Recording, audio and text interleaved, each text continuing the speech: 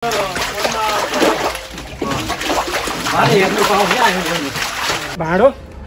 लोक्ता पकाउने भाँडो भनिन्छ। बाबियो र लोक्ता यसैमा पकाइन्छ।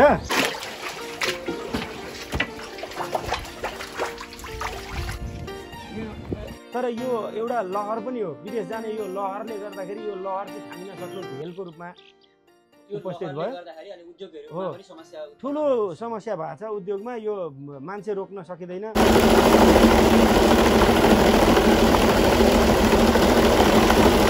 पछि नेपाली कागज बनाउनका लागि र मेटेरियल यो पहाडी इलाकामा पाइने यसलाई चाहिँ अर्गेली भनेर चिनिन्छ। पहिले पहाडमा चाहिँ अर्गेली भन्दा पनि माथि हिमालमै हुनेलाई चाहिँ काक्ते पनि भनिन्छ। पहिले काक्तेको मात्रै कागज बनाइन्थ्यो, तर पछि गएर काक्तेले नपुगेर जस्तै अनि यसले पनि त्यही क्वालिटीको कागज दिने भएकोले अहिले चाहिँ यसलाई नै लोक्ता भनिने गर्छ। यो अर्गेलीको लोक्ता हो। अब पार्लर सम्बन्धी सम्पूर्ण तालिम तथा सेवाहरू द ब्युटी वर्ल्ड बिर्तामोडमा आजै सम्पर्क गर्नुहोस्। भद्रपुर रोड बिर्तामोड झापा। नेपाली कागज बनाउनका लागि यो चाहिँ सबैभन्दा फर्स्टमा चाहिने सबभन्दा इम्पोर्टेन्ट चिजै नेपाली कागजको यही हो। यसलाई चाहिँ लोक्ता भनिन्छ। यो बाबियो यो चाहिँ जनकपुरदेखि आउँछ। यो बाबियोको पहिले चाहिँ नेपाली कागज बनाउन जानिया थिएन।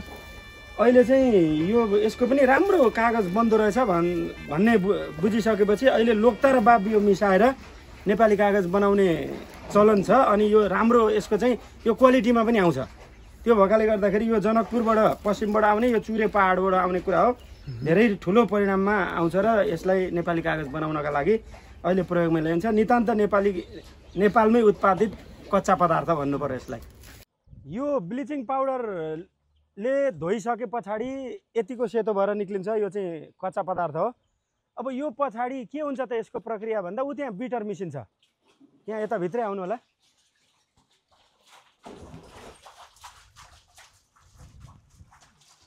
यता तल्लापट्टि जाउँ त। यहाँ अलिकति प्रक्रिया भन्नु पऱ्यो नि त। यसलाई तपाईँले यहाँबाट देखाउनु होला के। यहाँबाट म देखाइदिन्छु। यो त्यो बिटर मिसिन भनेको यो बिटर मिसिनमा यसलाई पेलिन्छ। पेलिसकेपछि यो त्यो अघिको लोक्ताहरू चाहिँ यसरी यो यस्तो भएर निक्लिन्छ। यो पुरा यो हामीले यहाँबाट फिल्टर गरेर पानी जति बाहिर जान्छ यो चाहिँ यसरी यस्तो भएर निक्लिन्छ। यो चाहिँ बिटर भइसकेको एकदम कच्चा पदार्थ र मेटेरियल भनौँ न। यो अब तयारी अवस्थामा कागज बन्नका लागि तयारी अवस्थामा जाँदै गर्ने अवस्थाको हो यो। त्यस पछाडि यहाँ देख्न सक्नु यहीँबाट लिउँ। अब यहाँ चाहिँ यसैलाई कि उतापट्टिबाट लिउँ। यो चाहिँ त्यहाँबाट ल्याइएको चिजलाई यसमा घोलिन्छ। यहाँ घोल्दाखेरि एउटा केमिकल हुन्छ। यो पानीमा मिसिने चाहिँ यसलाई त्यो नुरी भन्ने हुन्छ। अलिकति बाक्लो हुन्छ। त्यो बाक्लो त्यो नुरीसँग यो लोक्ता चाहिँ मिसिसकेपछि यो स्थितिको हुन आउँछ। त्यस पछाडि यसलाई घोलेर मजाले घोलिसकेपछि यसलाई जालीले छान्ने। यसलाई भ्याट भन्छ। यो भ्याट हो भने यो चाहिँ जापानिज प्रविधिको जाली। यसले चाहिँ अब उहाँले जसो गर्दै हुनुहुन्छ अहिले यहाँबाट अब यसलाई उगाउने बित्तिकै यसले छान्छ। यो प्रक्रिया भनेको छान्ने प्रक्रिया भयो। अब हरेकचोटि एकपटक यो छान्दै त्यहाँ लगेर टाँस्दै छान्दै त्यहाँ लगेर टाँस्दै गरिसक्दाखेरि त्यतिको बन्छ। यसरी एउटा जालीले अब हरेकचोटि एउटा मात्रै पन्ना आउने हो यसमा। यो यसरी छान्दै छान्दै छान्दै राख्दै गर्दा यो चाङ भन्छ यसलाई चाहिँ। यो चाङ ठुलो हुन्छ। लगभग 2-3 कोरी कागज निक्लिने अवस्थाको चाङ भइसकेपछि हरेक पटक छानिसकेपछि छान्दै ल्याउँदै थुपार्दै गरेको यसलाई थुपार्ने नै हो एक हिसाबले भन्ने हो भने। यसलाई चाङ भनिन्छ। यसमा चाहिँ अब प्रशस्तै 100% पानी नै छ यसमा। अब यो चिजलाई चाहिँ कागज बनाउनका लागि निकाल्नका लागि चाहिँ यो चाहिँ प्रेस मेसिन भन्छ यसलाई। यसलाई ल्याएर त्यो चिजलाई यहाँ ल्याएर चाहिँ अनि यो गाडीको जग माथि राखेर यसलाई छुर्पीलाई चेप्ट्याए जस्तै चेप्ट्याएर यसको 80% पानी चाहिँ यसबाट निकालिन्छ। 80% पानी निकालिसकेपछि यसलाई अनि पर लगेर ओझेलमा घाम नपर्ने ठाउँमा ओझेलमा लगेर चाहिँ अनि एउटा उकाइन्छ। त्यसको अब पार्लर सम्बन्धी सम्पूर्ण तालिम तथा सेवाहरू द ब्युटी वर्ल्ड बिर्तामोडमा आजै सम्पर्क गर्नुहोस्। भद्रपुर रोड बिर्तामोड झापा। अब यो चाहिँ के छ भने यो अघि मैले भनेको थिएँ नि 80% पानी निकालिसकेपछि यसरी चाङको रूपमा यसरी लिएर आइन्छ र यहाँ चाहिँ महिला दिदीबहिनीहरूले यसलाई चाहिँ यहाँबाट एउटा एउटा गर्दै उक्काउँदै यहाँ सुकाउँदै यसरी हो ट्याक्क त्यसरी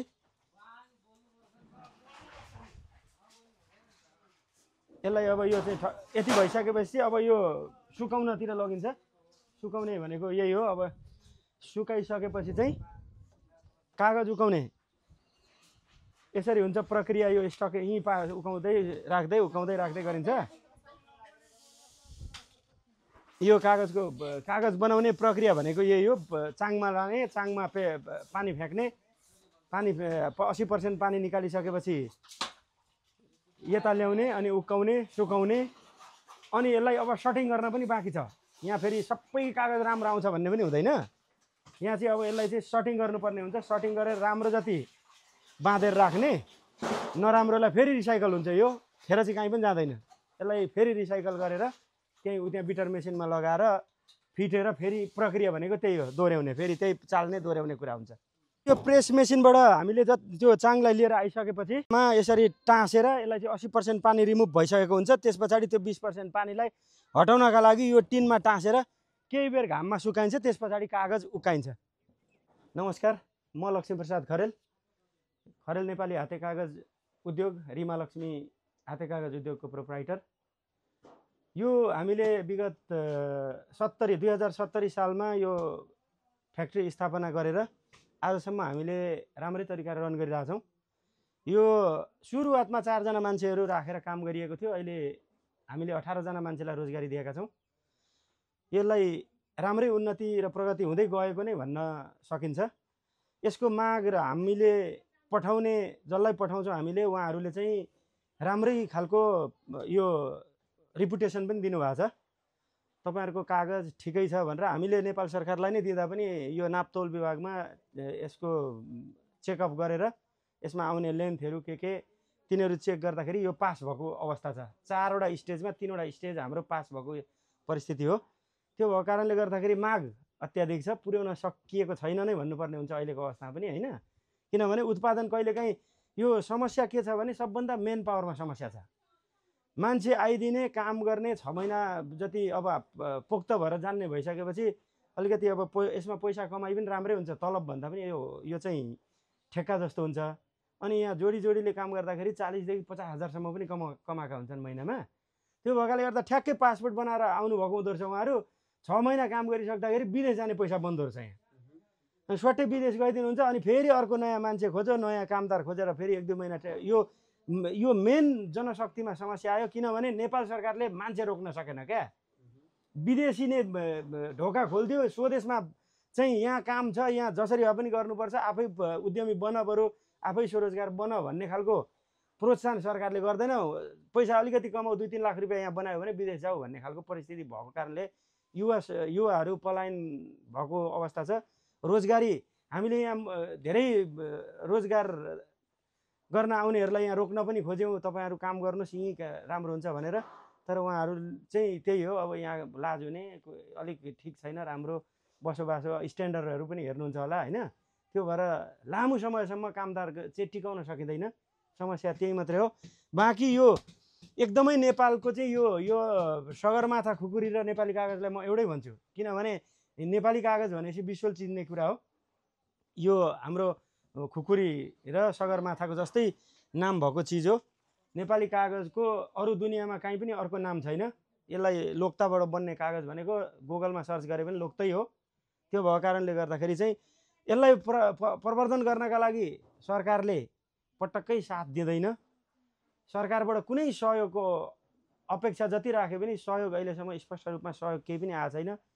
काम गर्ने मान्छेहरू खुसी छन्, तर जो उद्योगी व्यवसाय छ त्यो खुसी छैन। किनभने काम गर्नेलाई त हामीले भुक्तानी गर्नै पर्छ।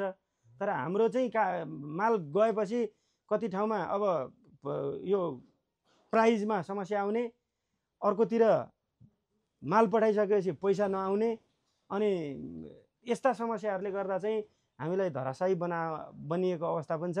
तर ढिट लागेर यसलाई चाहिँ छोड्नु हुँदैन। अब यही गर्नुपर्छ भनेर यसलाई चाहिँ यहीँ अब युवा स्वरोजगार भएर बुढो इन्जेल यही गर्ने भन्ने उद्देश्य राखेर काम गरेकाले अलिकति हामी चाहिँ रोकिएर बसेका छौँ। धेरै फ्याक्ट्रीहरू झापामा पलायन पनि भए। त्यो चाहिँ सरकारको सहयोग प्रत्यक्ष रूपमा यो चाहिँ कृषिजन्य पदार्थमा पर्छ। लोकता पाइन छोडो, अहिले लोकता पहिले प्रशस्त पाइन्थ्यो, अहिले लोकता पनि पाइँदैन। अनि लोकता नपाइएपछि यो उत्पादन गर्न सकिँदैन। मान्छेलाई त राखिसकेपछि काम गर्न दिनुपर्ने हुन्छ। रोजगार नियमित काम भयो भने मात्रै रोजगार पनि दिन सकिन्छ। अर्को कुरो अब दाउराको कुराहरू, दाउरामा पनि पहिले जस्तो दाउरा आउँदैन पकाउनका लागि, दाउरा पाइँदैन भन्ने कुराहरू छन्। धेरै कुराले चाहिँ अप्ठ्यारो परिस्थिति छ, र पनि चलाएको छ। माग पुरा गर्न सकिएको छैन। माग पुरा गर्न पाए हुन्थ्यो भन्ने हुन्छ, तर माग पुरा गर्न नसकेको चाहिँ कच्चा पदार्थको कारणले होइन, रोजगारी गर्न आउनेहरूको विदेशी नै लाइनले गर्दा समस्या भएको हो। यसलाई चाहिँ अब सरकारले पनि अलिकति के गरेर हुन्छ, युवाहरूलाई अलिकति रोक्नुपर्ने अवस्था छ। नेपालमै युवाहरू रहेर काम गर्न सक्ने अवस्था बनाइदिनु पर्ने हुन्छ। हाम्रो माग पनि त्यही हो। हामीलाई पनि प्रोत्साहन गरोस् भन्ने हाम्रो माग हो भन्नुपर्छ सरकारसँग। स्थानीय सरकार होस् या प्रदेश सरकार होस् या सङ्घीय सरकार। बजेट छुट्टिया छ भन्छ, कहाँ जान्छ बजेट हाम्रामा आउँदैन। गर्ने चाहिँ हामी, खाने कसले खान्छ। यो छ समस्या। हामी कहाँ आएकै छैन कहिल्यै पनि, तर बजेट भाषण हुन्छ नेपाली कागजको लागि भनेर प्रष्ट पैसा पनि छुट्टिया छ। हामी कहाँ कोही आउँदैन। हामीले निवेदन हाल्दा पनि अहिलेसम्म कसैले सुनवाई गरेन। यो ल्याऊ त्यो ल्याऊ झन्झट दिने मात्रै काम हुन्छ हामीलाई चाहिँ। खासमा खाना चाहिँ कसले खान्छ कि लान्छ कि यो सरकारबाट छुटेको बजेट तपाईहरुले पाउनु। हामी कहाँ अहिलेसम्म नेपालकै सबैभन्दा ठुलो फ्याक्ट्री यही झापामा छ, मेची सिटौला ह्यान्डिक्राफ्ट भन्ने। त्यसले पनि अहिलेसम्म केही भेटेको छैन। भनेपछि हामी त अलि सानै हो। हामी त उद्योग मात्रै, हाम्रो उद्योगमा दर्ता भएको छ। उहाँको त प्राली हो। उहाँ कतिचोटि धाइसक्नुभयो, प्रदेश सरकारमा जानुभयो, सङ्घ सरकारमा जानुभयो, दुनियाँ डकुमेन्ट बनाएर जानुहुन्छ। उहाँले पाउनुहुन्छ। कसले पाउँछ त खासमा? त्यो कसले मिलाएर लान्छ भन्ने हामीलाई लाग्छ क्या अहिले। त्यो जान्छ होला नि त पैसा त। यो सरकारले अलिकति ध्यान दिएर काम गरोस् भन्ने हाम्रो माग पनि हो सरकारसँग। युवा पलायनलाई रोकिदिनु पर्यो सबभन्दा पहिले, होइन भने यिनै फ्याक्ट्रीहरू सबै धराशायी हुने अवस्था छ। भनेको विशेष गरी अहिले फ्याक्ट्रीहरूमा एउटा समस्या भनेको चाहिँ कामदारकै समस्या हो। युवाहरू कोही रोकिँदैनन्। कतिपयले चाहिँ तपाईँको देशमा काम पाइएन, होइन हामीले काम पाएन भनेर बिसिने चलन पनि छ। तर वास्तविकता हेर्ने हो भने त तपाईँको काम त रहेछ, काम छ। हामीले कामहरू प्रोभाइड गरेको छौँ। अब जस्तो यहाँ 4 जनाबाट सुरु गरेको ठाउँमा 18 जनाले काम पाइरहेछन्। मेची सिटौला ह्यान्डिक्राफ्टमा सुरुमा 12-15 जना मान्छेले काम गरेको ठाउँमा अहिले 60-70 जना रोजगार छन्, त्यहाँ रोजगारी गरिरहेछन्। भनेपछि काम नपाएको होइन, तर यो एउटा लहर पनि हो। विदेश जाने यो लहरले गर्दाखेरि यो लहर चाहिँ थामिन सक्नु भेलको रूपमा उपस्थित भयो। ठुलो समस्या भएको छ उद्योगमा। यो मान्छे रोक्न सकिँदैन। अब भने जस्तो तलब यति दियो उति दियो भन्ने कुरा अब यहाँ नेपालको स्थितिलाई मध्यनजर गरेरै त व्यवस्था गरेको हुन्छ। अब ठुलो यहाँ मलेसिया र दुबईतिर दिने रोजगारी त यहाँ दिन सकिँदैन। तर यहाँ काम गरेर पनि घर नचल्ने भन्ने चाहिँ हुँदैन। अहिले तपाईँले हाम्रैमा काम गर्दै गरेका कामदारहरूसँग तपाईँले सोध्न सक्नुहुनेछ, कति कमाउनुहुन्छ भनेर पनि सोध्न सक्नुहुनेछ, पैसा पाइरहनु भएको छ कि छैन भनेर पनि सोध्न सक्नुहुनेछ। तर टिकाउन सकिँदैन। समस्या त्यही हो। मेरो शुभ नाम हरिप्रसाद खरेल। कति वर्ष पुग्नु? अहिले म 58 वर्ष। 58 वर्ष। यो नेपाली कागज उत्पादन गर्ने यो उद्योगमा काम गर्नुभएको चाहिँ कति भयो तपाईँ? अहिले मैले लगभग 20 वर्ष भयो। 20 वर्ष यही ठाउँमा कि अन्य ठाउँमा? यही अरू ठाउँमा पनि गरियो, तर अब निरन्तरता भनेको यहीँ हो। यहाँ चाहिँ गर्नुभएको कति वर्ष? यहाँ काम गरेको पनि अहिले 14-15 वर्ष हुन लाग्यो। 15 वर्ष भइसक्यो है। भनेपछि 20 वर्षदेखि यही पेसामा तपाईँ आबद्ध हुनुहुन्छ? यही पेसामै काम गरेर भनौँ न सबै कुराहरू पुगी आइरहेछ। हजुरको घर चाहिँ? घर मेरो यहीँ हो। म स्थानीय नै हो। स्थानीय भनेको बिर्तामोड 7 नम्बरै पर्यो। बिर्तामोड 7 हो। 7 हैन। अनि यो तपाईँहरूले चाहिँ बनाएको नेपाली कागज चाहिँ अहिले होइन नेपालभरि, जहाँ चाहिँ नेपालभरि नै 17वटा जिल्लामा नि विशेष गरी सरकारी निकायहरूमा बेसी धेरै होइन अनिवार्य रूपमा प्रयोग हुने कागज हो नि त। हजुर, यो चाहिँ 1 नम्बरमै आउँछ अहिले नेपालमा होइन। अब बाहिरी देश पनि जान्छ। अब यो जाने भनेको चाहिँ युरोप कन्ट्री पनि जान्छ होइन। अनि जापान पनि जान्छ भन्ने चाहिँ सुन्नमा आएको। त्यहाँ जापानी एन पनि बनिन्छ अरे भन्ने सुन्नमा चाहिँ आएको होइन। अब के कति सत्य हो त्यो कुरा चाहिँ अब हामीलाई पनि थाहा छैन धेरै। तपाईँ यो कामबाट चाहिँ कतिको सन्तुष्टि हुनुहुन्छ? म त अहिलेसम्म सन्तुष्टि नै छु हौ। कामबाट चाहिँ अब भनौँ खाना ओर्न पुगेको छ, नानीहरू पढाउन पनि पुगिराखेको छ होइन। अब यही कामबाट भनेको चाहिँ अलिअलि अब घर बनाउनेसम्म पनि पुगेँ भनौँ न, यसबाट अरूबाट पनि अलिअलि लगानी गरियो होइन, र पनि तिरो भरे गर्ने चाहिँ काम यसैबाट भइरहेछ। भनेपछि आफ्नै देशमा भएका यही ठाउँमा स्थानीय ठाउँमा भएका उद्योगहरूमा रोजगार भनौँ न रोजगारी पाएर होइन सबै कुरा भइरहेकै छ होइन। भएकै छ। विशेष गरी तपाईँले पहिले जति काम गर्नुहुन्थ्यो त्यतिखेर चाहिँ कति उत्पादन हुन्थ्यो, तपाईँले कति निकाल्नुहुन्थ्यो र अहिले चाहिँ के छ यसको माग बढेको हो कि घटेको, के छ यसको माग चाहिँ? होइन अहिले उत्पादन त लगभग उस्तै हो होइन।